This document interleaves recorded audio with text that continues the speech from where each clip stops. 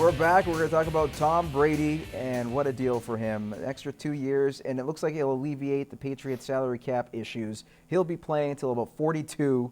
And if you look at what he's done, he'll be the fourth player, I believe, in history to play 20 seasons or more with one team. That's really remarkable considering in the sport of football. When you see this 2-year deal in that time frame, and you know how the Patriots are going to be good, will they actually win a Super Bowl? From now to 2019. That's asking a lot. If they keep their defense, yes, they could win again. Because the really big thing is that he's still good. He's better than Manning, and Manning's like up there, and Manning dropped off. You look at that, how much. Brady hasn't dropped off, and he's 39 pushing 40. So they'll win if they can keep their defense with it, and if they can keep the rest of give them something to throw to. Their offense is horrible. You still got Gronk, but Gronk's knees are. But you need someone else. You need someone not to get injured and actually play the whole season. They went through 400 wide receivers, and they need to have at least a target they can throw to besides Gronk. Yeah, Gronk is due to get lost at sea on his party boat at some point, or something is going to happen. I don't know. I don't see it happening. The AFC. I mean, they'll win the AFC East the next 2 years, but I mean, the midget Red Dogs could probably win the AFC East in the next 2 seasons. I mean, there's not one good quarterback in that division. The Jets, had a good season, but I don't know. Will they win a Super Bowl or get to one? It's hard to doubt Tom Brady, though, man. The guy, I think I heard or read something that, I don't know if it was true, but he had a countdown clock to next year's Super Bowl or something immediately after. While he's playing with his new puppy that apparently went viral. So I don't know. I mean, he's a committed and dedicated and almost to an annoying point. He's very committed, and I think he's going to do whatever he can with sports science, with everything to make sure he's in shape. Whether or not they put the players around him to do that is another question. But again, you can't doubt Bill Belichick. You know what his favorite dessert is? Avocado ice cream. I don't know how that seems horrible in terms of taste. Yeah, next week on the show, avocado ice cream taste off. That sums up Tom Brady perfectly. All right, guys. Well, exactly. And if you're playing the way you are, kudos to you. Let's move on to baseball. Spring training. Baseball games officially started today. Exciting times. The Blue Jays are back. Yay. All the teams are back. They were just taking on the Phillies earlier today. Obviously, none of the big names were there, but of course, you have a guy like Troy Tulowitzki who's spending his first spring training with the Toronto Blue Jays. He was asked during the media scrum about his time, how is he liking it compared to his time in Colorado. Well, it seems that he's not a big fan of Colorado, or at least where they play out in Arizona. He's saying that they had a country club mentality and feel out there with the state-of-the-art stuff that was going on. It didn't really feel like a actual baseball atmosphere in spring. And on top of that, it almost sounded like in a bitter relationship with his ex, where he decided to get angry towards, or at least say some comments towards his GM, saying, how can you trust anybody that says you're going to be a part of a team and then you're gone, or at least develop a team and then all of a sudden dismantle them. He felt that his words, or at least I think maybe there's just a little bit of, I don't say sour grapes. He's got the better end of the deal going to Toronto. But honestly, do you feel like this is maybe something or nothing? Because you even had the Rockies and the Rockies manager respond to this. Yeah. So what do you make of it?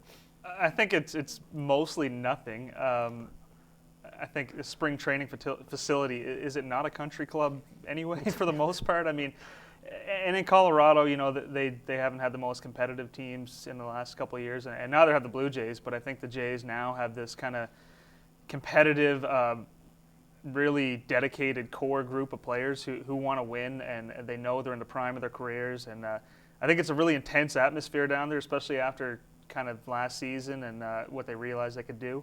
So I think he's just coming into a different situation where he's maybe seeing a different group of guys, and maybe he's more used to kind of laid back spring training atmosphere. Let's face it, I mean it's 40 degrees Celsius or whatever down in Arizona, and you're just kind of getting loose.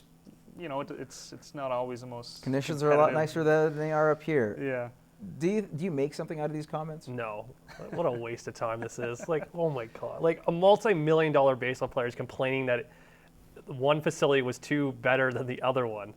That's what we're getting at. Oh my God. Well, what about his comments about his GM and that's the trust? Fine. If you weren't happy that the GM told you that we were going to build a team around you and then they ship you out, yeah, I'd be pretty ticked off as well about that. But a complaint about the country club's better than one country club, it's until the Blue Jays spring training is in Niagara Falls at this time of year and it's a crisp, -2. I don't care. Like, oh, Okay, guys, well, let's move on to our final topic, and we're going to talk about franchise tags. Today is March 1st, which means NFL teams can throw on a tag on a player that is going to be a potential UFA. You look at the list of players. Von Miller is one of them. You also look at Josh Norman for the actual Carolina Panthers. Then you throw in Kirk Cousins of the Washington Redskins, who I know hasn't really seen eye to eye with management yet with the Redskins. But with those guys, Alshon Jeffrey recently signed with the Chicago Bears. He signed his franchise tag. So if you look at all those guys there, who is the one, maybe even a guy I didn't mention, who is one that you would say needs to be signed by that team ASAP in order to stay competitive? other than those guys, I'd say Doug Martin. Like For Tampa. Yeah, for Tampa. He had a great best season he's had, and you need a running back. That's all. It's a throwing league, but you still need a quality running back, and he's still a quality running back.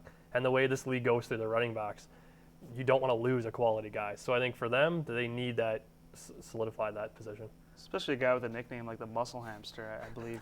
Which, I mean, you got to lock a guy up like that. But I believe this morning, actually, Von Miller was tagged, as was Kirk Cousins, which, I mean, I get Kirk Cousins. You don't want to commit long term to him, probably. I mean, I don't think he's shown a lot.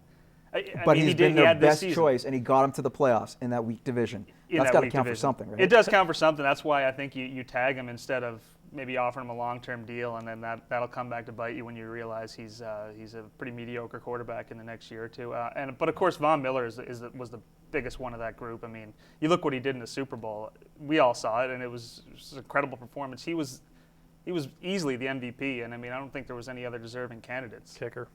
The kicker, yeah. Well, there's that. Speaking of kickers, the actual Baltimore Ravens signed their kicker, that is Justin Tucker, not too long ago again. So franchise tagging, even kickers, it happens in the NFL. All right, guys, thanks for that. We still got plenty of show to go with Over Under coming up next. Stay tuned.